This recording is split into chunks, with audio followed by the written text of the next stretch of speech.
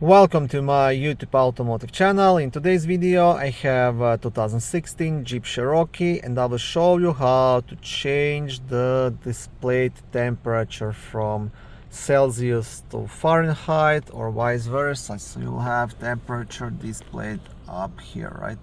And you can set it up on your screen as well. This video will apply to Jeep Cherokees made from 2014 all the way up to 2023, and Jeep Cherokees equipped with this small screen. If you have a higher trim with a large screen, it will be similar, but you will have to find the option I'm about to show you in your settings menu. If this video was helpful, please consider supporting the channel by liking the videos, subscribing to the channel, or becoming a channel member.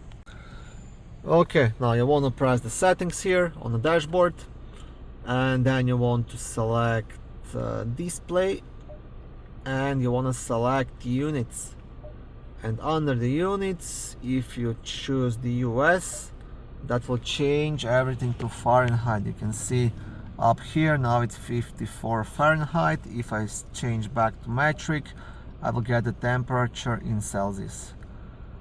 Yeah, that's it, as easy as that.